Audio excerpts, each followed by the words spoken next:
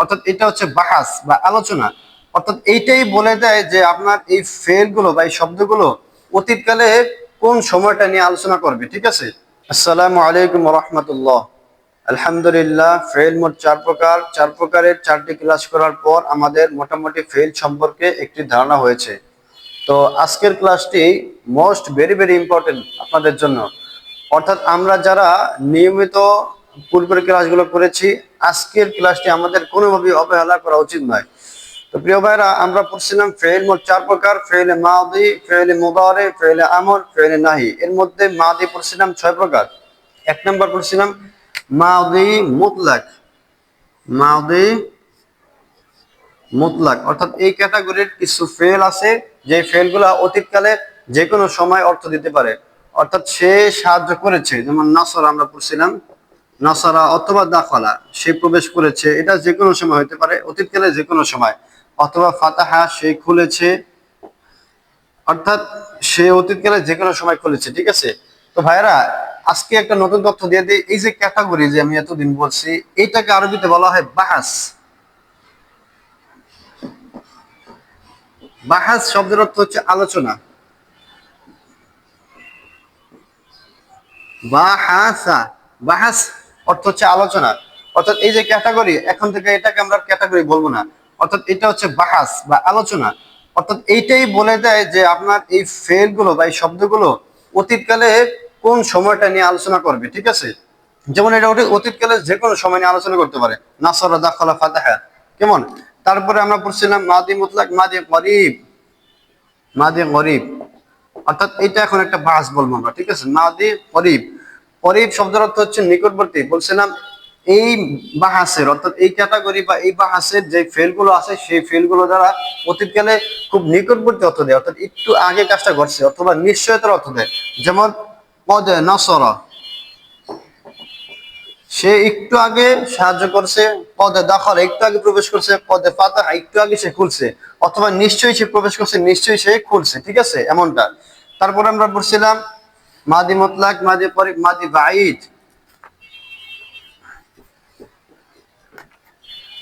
মাদি বাঈদ, বাঈদ শব্দের অর্থ হচ্ছে দূরবর্তী। অর্থাৎ অতীতকালে অনেক আগে একটা কাজ ঘটছে, একজন ঘটাইছে, সেটাকে ইন্ডিকেট করবে। ঠিক আছে। যেমন সেটা হচ্ছে কানা নাসরা, অর্থাৎ সে সাহায্য করেছিল। অথবা কানা দাখলা, সে প্রবেশ করেছিল, এটা অনেক আগে বোঝায়। অর্থাৎ এই ফেলের অর্থটাই অনেক অতীতকালে অনেক আগে অর্থ দেয়। ঠিক আছে।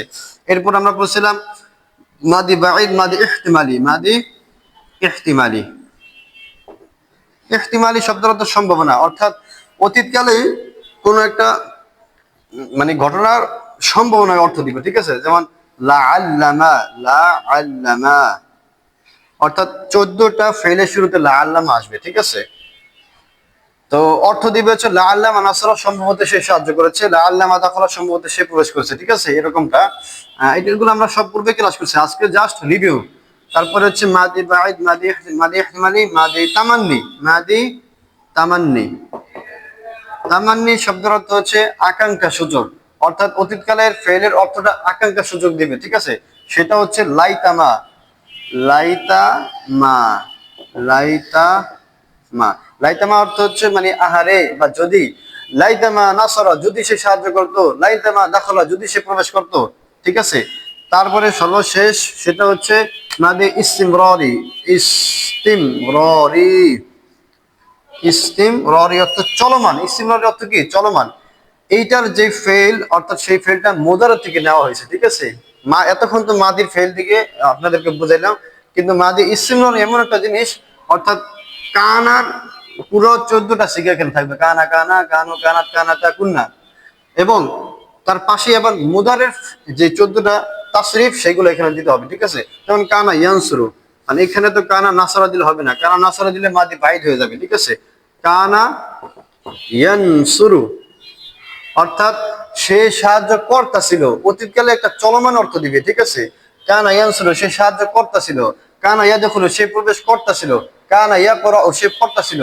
কানা ইয়াকতুবু, সে লিখতেছিল। অর্থাৎ মাদি ইসতিমরারি মানে অতীতকালে সেটা চলমান অর্থ দিবে। ঠিক আছে। এবার আসেন, আমাদের মাদির মোট 6 প্রকার শেষ। এরপরে প্রিয় ভাইরা আমরা মুদারের মোট 5 প্রকার পড়ছিলাম।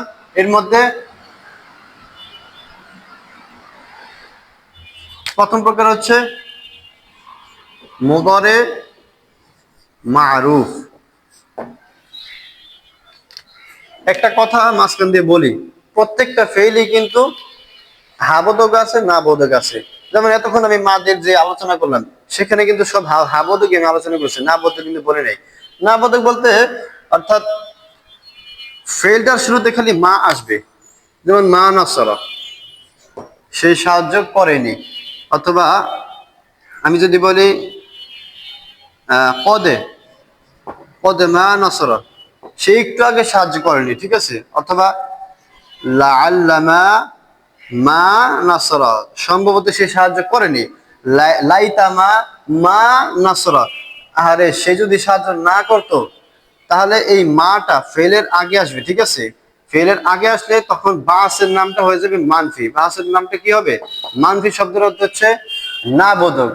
নিষেধ সুযোগ আর না বোধকের মধ্যে পার্থক্য আছে। নিষেধ সুযোগ হচ্ছে যেটাকে মানে না করার জন্য আদেশ করা হয়, তুমি করো না।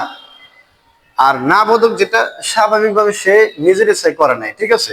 যেমন সে সাহায্য করেনি, নিশ্চয়ই সে সাহায্য করেনি, একটু আগে সে সাহায্য করেনি, সম্ভবত সে সাহায্য করেনি, ঠিক আছে।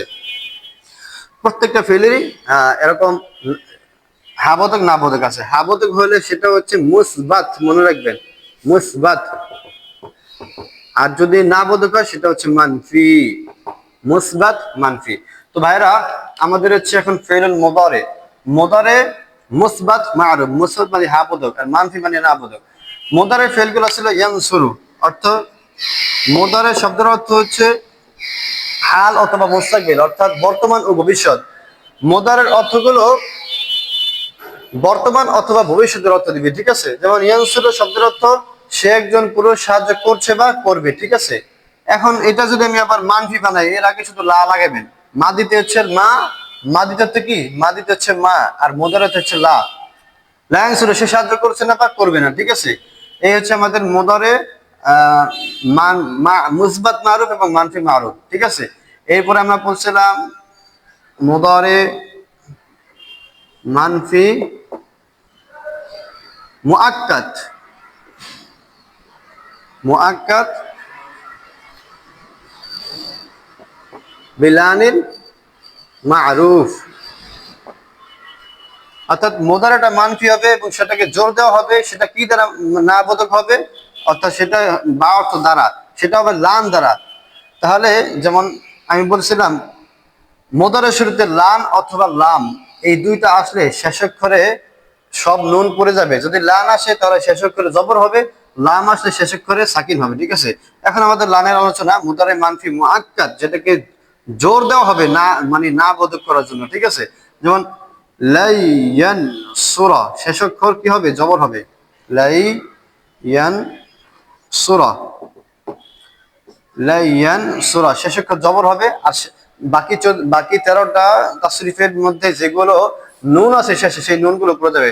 লাইয়ান সুরা, লাইয়ান সুরা, লাইয়ান সুরু, লাতানসুর, লাতানসুরা, লাতানসুরা, লাইয়ান সুরনা, ঠিক আছে। কিন্তু দুইটা নুন পড়বে না, সেটা আমি আগেই বলছিলাম। এই নুনটা আসার কারণে ভবিষ্যতে, শুধু ভবিষ্যতে মুদারের কিন্তু দুইটা অর্থ, একটা হচ্ছে বর্তমান ও ভবিষ্যতের। কিন্তু লান আর লাম আসার কারণে তখন অর্থটা আলাদা হয়ে যায়, ঠিক আছে। লান আসে শুধু ভবিষ্যতের অর্থ দিবে, ঠিক আছে। যেমন লাইয়ানসুরা, সে কখনো সাহায্য করবে না, ঠিক আছে, সে কখনো সাহায্য করবে না। তার এটা ছিল আমাদের মুদারে মানফি মুআক্কাদ বিলানিল মারুফ, ঠিক আছে। এরপরে হচ্ছে মুদারে মানফি বিলামিল মারুফ। প্রিয় ভাই একটা শব্দ বারবার আমি লিখতেছি মারুফ, এই মারুফ জিনিসটা কি আমি বলতেছি, ঠিক আছে। এগুলো সব ধারাবাহিক স্টেপ বাই স্টেপ আমি বলতেছি, কারণ একসাথে সব বললে আপনারা সব বুঝবেন না। যখন যেটা বোঝানোর প্রয়োজন ওর মধ্যে এটা বুঝাই দেবো, ইনশাল্লাহ সবটাই আস্তে আয়ত্ত করতে পারবেন। মুদারেটা মানফি হবে, কোনো এখানে জোর জবরদস্তি করা হবে না। মানফি হবে সেটা কি দ্বারা? লাম দ্বারা। সেটা কি দ্বারা? লাম দ্বারা। এটা আমি লাম লিখছি, ঠিক আছে, বিলাম, সেটা হচ্ছে লাম দ্বারা হবে। এখন বলছিলাম যে আপনাদের মনে আছে কিনা, মুদারের শুরুতে যদি লাম আসে শেষ অক্ষরে হবে সাকিন, লাম ইয়ানসুর। আর বাকি 13টা ফেলের মধ্যে যেগুলোতে নুন আছে সেই নুন গুলো পড়ে যাবে। তাহলে লাম ইয়ানসুর, লাম ইয়ানসুরা, লাম ইয়ানসুরু, লাম তানসুর, লাম তানসুরা, লাম ইয়ানসুরনা। এখন আপনাদের একটা প্রশ্ন থাকে, আগে বলে নেই, লাম ইয়ানসুর শব্দের অর্থ সে একজন পুরুষ সাহায্য করেনি। অর্থাৎ মুদারের অর্থ হচ্ছে দুইটা, বর্তমানে ভবিষ্যতের। সে হয় বর্তমানে অর্থ দিবে অর্থ ভবিষ্যতে দিবে। কিন্তু লাম আসলে মুদারের কোনো অস্তিত্বই থাকবে না, শুধু ফেলটা থাকবে, কিন্তু অর্থের দিক দিয়ে মুদারের কোনো অস্তিত্বই থাকবে না। ঠিক আছে, লাম ইয়ানসুর, লাম ইয়ানসুর অর্থ হচ্ছে সে সাহায্য করেনি। পুরা মাদি মুতলাকের অর্থ, আমরা মাদি মুতলাকের অর্থ কি বলেছিলাম, যে মা নাসরা। মাদি মুতলাক কি ভালো করে আপনারা বুঝেন বিগত ক্লাসগুলো থেকে। মা নাসরা অর্থ সে একজন পুরুষ সাহায্য করেনি। আবার এখানে লাম ইয়ানসুর অর্থ সেম, সে একজন পুরুষ সাহায্য করেনি। এখন আপনাদেরকে আমি বলছিলাম, এই বিষয়টা স্পষ্ট করে দিব, আগের ক্লাসে বলছিলাম যে এই দুইটার মাঝে পার্থক্যটা কি। আরবরা তো চাইলে মা নাসরাটাই রাখতে পারতো অথবা লাম ইয়ানসুরি রাখতে পারতো, কিন্তু দুইটাকে এইভাবে আলাদা করে দেওয়ার কি কারণ? আবার দুটোর অর্থ একরকম কিন্তু চেহারা একরকম না। তাহলে মা নাসরা, লাম ইয়ানসুর, এই দুইটার পার্থক্য একটু আপনাদেরকে এখন বোঝানোর চেষ্টা করি। ঠিক আছে, খুব ভালোভাবে বোঝার চেষ্টা করবেন। দেখেন, লাম ইয়ানসুর,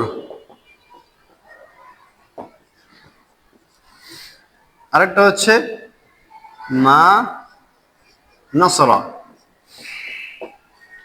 তাহলে প্রিয় ভাইরা, লাম ইয়ানসুর এবং মা নাসরা দুটোটার অর্থই একরকম, কিন্তু তাদের চেহারা দিক দিয়ে একরকম না। কিন্তু এই দুইটার মাঝে পার্থক্য কি? অর্থের দিক দিয়ে, অর্থের দিক দিয়ে পার্থক্য আছেন, আমরা তো তাদের এইভাবে স্রোত আমরা পেতাম না। ঠিক আছে, লাম ইয়ানসুর অর্থ সে একজন পুরুষ সাহায্য করেনি, মা নাসরা সেম, সে একজন পুরুষ সাহায্য করেনি। এইভাবে আপনি মা নাসরা থেকে 14টা করবেন, লাম ইয়ানসুর থেকে 14টা করবেন, একরকম অর্থ, কোনো পার্থক্য নেই। ঠিক আছে, তাহলে লাম ইয়ানসুর, মা নাসরা দুইটার মাঝে পার্থক্য কি? ঠিক আছে, লাম ইয়ানসুর, এখানে দেখেন লাম একটা, মিম একটা, ইয়া নুন সাদ র, এখানে কিন্তু হরফ বেশি আর এখানে কিন্তু হরফ কম। দেখেন 1 2 3 4 5, আর এখানে কয়টা? 1 2 3 4 5 6টা। এখানে কিন্তু একটা অক্ষর বেশি আর এখানে একটা অক্ষর কম। মনে রাখবেন, আরবিতে কোন হরফে মানে একরকম হরফ, যদি একরকম শব্দে যদি হরফ কম বেশ হয়, বেশি হলে সেটা গভীর মানে অর্থবহ অর্থ হয়, বুঝছেন, মানে গভীর অর্থ দেয়। আর যদি হরফটা কম হয় তাহলে সেটা স্বাভাবিক অর্থ দেয়। অর্থাৎ আরবির কোন শব্দে যদি হরফ বেশি হয়, মানে একরকম শব্দ একরকমই অর্থ দেয়, কিন্তু আপনি দেখবেন যে হরফ বেশ কম বেশি আছে কিনা, বেশি হলে সেটা হচ্ছে অর্থবহ মানে অনেক গভীর অর্থ দেয়। যেমন দেখেন, আমরা পড়ছিলাম হচ্ছে রহিম, আরেকটা পড়ছিলাম হচ্ছে রহমান, রহমান। দেখেন রহিম আর এটা হচ্ছে রহমান। এখানে র হা ইয়া মিম 1 2 3 4, এখানে 4টা হরফ, আর এখানে 1 2 3 4, এখানেও 4টা হরফ, কিন্তু এখানে মূলত 5টা। এই যে রহমান, মান, মা, মিম আলিফ জবর মা বললে এখানে একটা আলিফ আসে, অর্থাৎ এখানে মোট 5টা হরফ। এই রহমানের অর্থ সেম, এই রহমানের অর্থ সেম, দুটোর অর্থ হচ্ছে দয়াময় আল্লাহ। ঠিক আছে, কিন্তু এখানে যেহেতু হরফ বেশি, এটার অর্থ হচ্ছে আল্লাহ তাআলা মানে অধিক দয়াময়। সেটা কাদের জন্য? মুসলমান ও কাফের, কাফের মুশরিক সবার জন্য আল্লাহ তাআলা দয়াশীল। আর এই যে এখানে রহিম লেখা, রহিম অর্থ হচ্ছে দয়াশীল, এই রহিম হচ্ছে শুধু একমাত্র মুমিনদের জন্য। তাহলে দেখেন একই শব্দ কিন্তু অর্থের দিক দিয়ে কিছুটা ডিফারেন্স, হরফ বেশি হওয়ার কারণে। তো সেম ভাইরা, একটু ভালোভাবে নজর দেন, এখানে একটা বেশি আর এখানে একটা কম। মা নাসরা সেদিন পুরো সাহায্য করেনি, লাম ইয়ানসুর সেদিন পুরো সাহায্য করেনি। এই কারণে বলতে এটা যখন জোর দিয়ে বলা হবে যে আসলে সে করেনি, কেউ যদি কথাটা এইভাবে বলে যে আসলে সে খারাপ কাজটি করেনি বা আসলে সে সাহায্য করেনি, আসলে সে খুলেনি, তখন লাম ইয়ানসুর বলবে। ঠিক আছে, যেমন লাম ইয়ানসুর, লাম ইয়াফতাহ, লাম ইয়াকতুব, সে লেখেনি। কিন্তু যখন স্বাভাবিকভাবে বলবেন তখন হচ্ছে মা নাসরা। কেমন? তো প্রিয় ভাইরা, আমরা ছিলাম মোদারের আলোচনায়। মোদারে মানফি বিলামিন মারুফ আমাদের মোটামুটি বোঝা হয়েছে। এরপরে আমরা আরেকটা বলছিলাম হচ্ছে মুদারে মুআক্কাদ বিল্লামি ওয়ান নুনি আস-সাকিলাতিল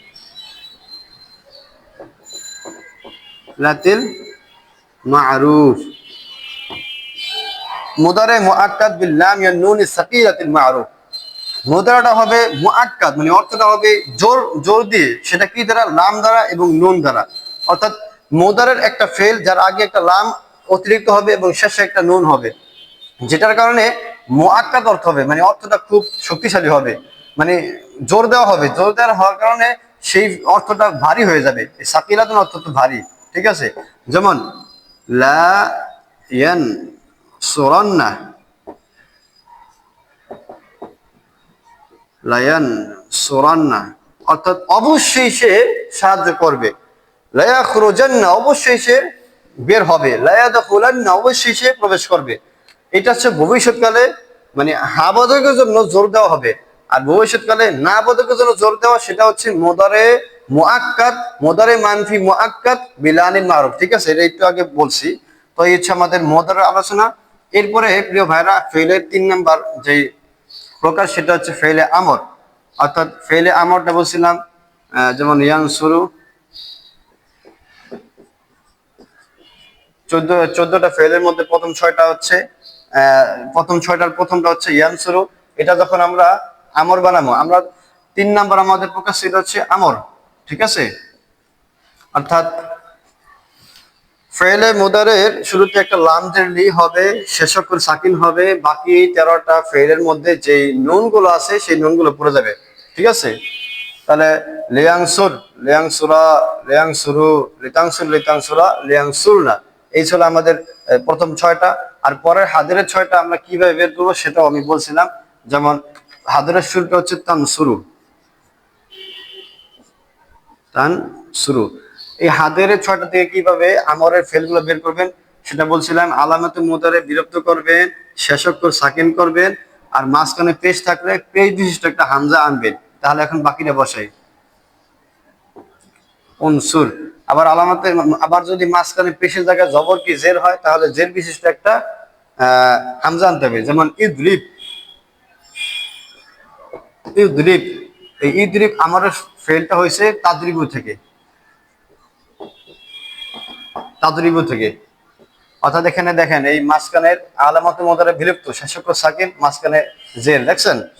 তো ভাই, আর একটা বিষয় আমাদের নতুন জানা লাগবে, সেটা হচ্ছে কি, আমাদের এখানে শুরু হয়েছে মাদির ফেল দিয়ে, ঠিক আছে? এই যে নাসরা, বারবার নাসরাই বলতেছি। এই যে নাসরা, এখানে নুন একটা হরফ, সাদ একটা হরফ, র একটা হরফ। আরবিতে যত শব্দ আপনি দেখবেন, সব শব্দই আপনার হয় মূল অক্ষর 3টা হবে অথবা 4টা হবে। অর্থাৎ 3টা অক্ষরের আগে অথবা পরে কিছু শব্দ যোগ করে হয়তো বিশাল বড় একটা শব্দ হইতে পারে, অথবা মাঝখানের হরফের আগে অথবা পরে কিছু বর্ণ যোগ করে একটা শব্দ হইতে পারে। কিন্তু সব মিলে তাদের মূল অক্ষর, মূল ভিত্তি, যে শব্দ, যে হরফটার উপর ভর দিয়ে বাকি শব্দগুলো আছে, ঠিক আছে? এই মূল হরফ হচ্ছে মূলত 3টি অথবা 4টি, এটা মনে রাখবেন। আরবিতে যত শব্দ আছে, ফেল, এসএম, হরফ, যাই বলো না কেন, সকল শব্দের মূল অক্ষর হয় 3টা অথবা 4টা। তো দেখেন, আমরা বারবার, যে আমি উদাহরণ দিতেছি নাসরা দিয়ে, ঠিক আছে? এই নাসরা থেকে আমাদের হলো হচ্ছে ইয়ানসুরু, ইয়ানসুরু থেকে হলো লা ইয়ানসুরু, লা ইয়ানসুরু থেকে হলো লাই ইয়ানসুরা, সেখান থেকে হলো আবার লাম ইয়ানসুর। তো মূল অক্ষর হচ্ছে আমাদের কয়টা? 3টা। এই যখন মূল অক্ষর 3টা হবে, মনে রাখবেন এই প্রথম হরফটাকে আরবিতে বলা হয় ফা কালিমা। কি বলা হয়? ফা কালিমা। এবং মাঝখানের যেই হরফটা, সেটাকে বলা হয় আইন কালিমা। সেটাকে কি বলে? আইন কালিমা। আর শেষেরটাকে বলা হয় লাম কালিমা। কি বলা হয়? লাম কালিমা। এটা আমাদের চিরন্তন ভাবে মনে রাখতে হবে। অর্থাৎ 3 অক্ষর, মূল অক্ষর হচ্ছে 3। সকল শব্দের মূল অক্ষর কয়টা? 3টা।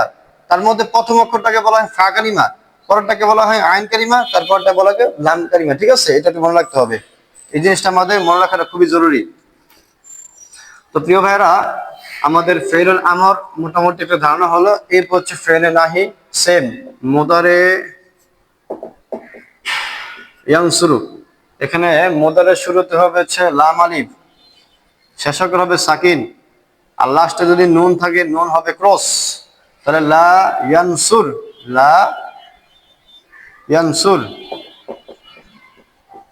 এরপর হচ্ছে এইগুলো, এইভাবে আপনার প্রথম 6টা অর্থাৎ গয়বের পরের হাজারে যদি আপনি শুরু করেন লা তানসুর, এখানে কোনো সমস্যা নাই। একমাত্র আমরের যেই ফেলগুলো আমরা বের করতে যাই হাজারের থেকে, সেখান থেকে কিছু গঠনের মাধ্যমে বের করতে হয়, ঠিক আছে। তো প্রিয় ভাইরা, আমাদের মোট 4 প্রকার এই ছিল ফেলের আলোচনা। কিন্তু এখন একটা বিষয় আপনাদেরকে স্পষ্ট করাই, সেটা হচ্ছে যদিও আজকের ক্লাসে একটু দীর্ঘ হইতাছে, এই শেষ সময় এখন যা বলবে এইটাই আপনাদের নতুন কিছু শেখা, ঠিক আছে। সেটা হচ্ছে আপনি মাদির শিখা পড়লেন হচ্ছে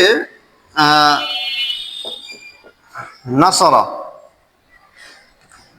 এবং মোদারের শিখা পড়লেন হচ্ছে ইয়াংসুরু। এই নাসারা শব্দের অর্থ সে একজন পুরুষ সাহায্য করেছে, ইয়াংসুরু সে একজন পুরুষ সাহায্য করছে বা করবে। কিন্তু যখন অর্থটা আমরা এইভাবে বলবো, তাকে একজন পুরুষ সাহায্য করা হয়েছে, অথবা ইয়াংসুর অর্থ তাকে একজন পুরুষ সাহায্য করানো হচ্ছে বা হবে। যেমন আমি খেয়েছি, আমি পড়েছি, আমি প্রবেশ করেছি, কিন্তু কথাটা যখন এইভাবে ঘুরে বলবো যে আমাকে প্রবেশ করা হয়েছে, আমাকে বলা হয়েছে, আমাকে বের করা হয়েছে।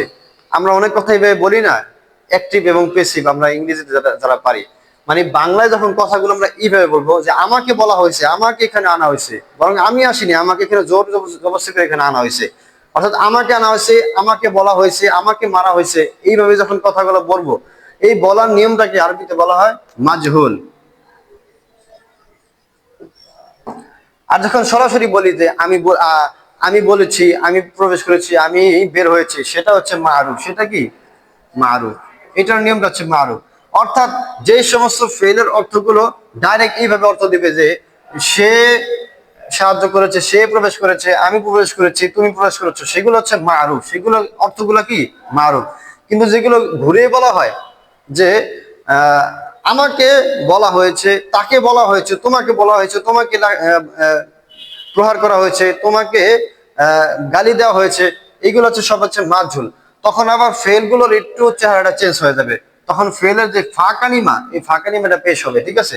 যেমন নাসর অর্থ হচ্ছে সে একজন পুরুষ সাহায্য করেছে, তখন হয়ে যাবে হচ্ছে নুসির, তখন কি হয়ে যাবে? নুসির, অর্থাৎ তাকে একজন পুরুষ সাহায্য করানো হলো। এইভাবে নাসার তু, এটা হচ্ছে মারুফ, মানে আমি সাহায্য করেছি, সেখানে হবে নুসির তু, মানে আমাকে সাহায্য করা হয়েছে, ঠিক আছে। তো এইভাবে হচ্ছে মাদির গুলা। আবার মোদারে গুলো সেম, যেমন মোদারে আমরা পড়ছি হচ্ছে ইয়ানসুরু,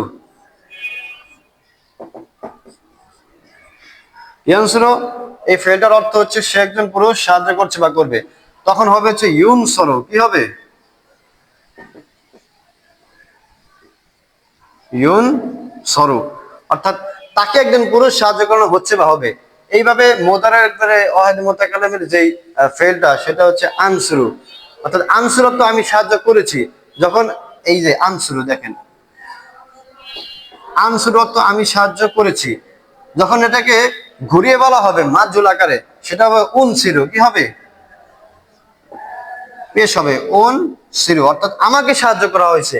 উদখিলু, ছিল হলো আদখুলু, আদখুলু মানে আমি প্রবেশ করেছি, যখন বলবো উদখুলু মানে আমাকে প্রবেশ করানো হয়েছে, ঠিক আছে। এরপরে মনে করেন যেমন সাবাবা অর্থ বকা দেওয়া আরবিতে, সে একজন পুরুষ বকা দিল, কিন্তু যখন আমি বলবো যে সুবিবা, সুবিবা, সুবিবা, তখন বলা হবে যে তাকে একজন পুরুষকে গালি দেওয়া হলো। তো সাবাবতু ওয়াহিদ মুতাকাল্লিমের সিগারা যদি আমি বলি সাবাবতু মানে আমি বকা দিছি, আর যদি বলি সুবিবতু মানে আমাকে বকা দেওয়া হয়েছে, তাহলে এইটা হচ্ছে মারুফ আর মাজহুলের পার্থক্য। প্রত্যেকটা বাহাস বা ক্যাটাগরি যেগুলো আমি বলছিলাম আপনাদের, সেখানে কিন্তু মারুফ লেখা থাকে, কিন্তু মাজহুল কখনো আমি লিখি নাই। এই বিষয়টা আমি এখন স্পষ্ট করে দিলাম, যদিও আগে স্পষ্ট করার কথা ছিল। তো যে সমস্ত বাহাসের সাথে মারুফ লেখা থাকবে, বুঝবেন ওই সমস্ত বাহাসের যেই ফেল গুলো আছে, সেই ফেল গুলো ডাইরেক্ট অর্থ দিবে, ঠিক আছে। কি ডাইরেক্ট মানে সে করছে, তুমি করছো, আমি করছি। কিন্তু তখন বাহাসের সাথে মাজহুল লেখা থাকবে, তখন ইনডাইরেক্ট অর্থ দিবে, ঘুরিয়ে অর্থটা দিবে, মানে তাকে করা হয়েছে, তোমাকে করা হয়েছে, আমাকে করা হয়েছে, ঠিক আছে। তাহলে প্রিয় ভাইরা, এই পর্যন্ত আমাদের ফেল সম্পর্কে মোটামুটি একটা ধারণা দেওয়া হলো। তবে আগামী ক্লাসে আপনাদেরকে বাদ সম্পর্কে ধারণা দেওয়া হবে। এজন্য আমার এই ক্লাসগুলো নিয়মিত দেখবেন। আশা করা যায় ধারাবাহিক আমার ক্লাসগুলো আপনারা দেখলে ইনশাল্লাহ কোনো এক সময় আরবি ভাষা, আরবি ব্যাকরণ আপনি যে কতটুকু বুঝছেন সেই বোঝার ক্ষেত্রে আপনি একটা মানসিক তৃপ্তি উপভোগ করবেন। ঠিক আছে, এই জন্য আমার এই ভিডিওগুলো আপনারা নিয়মিত দেখেন।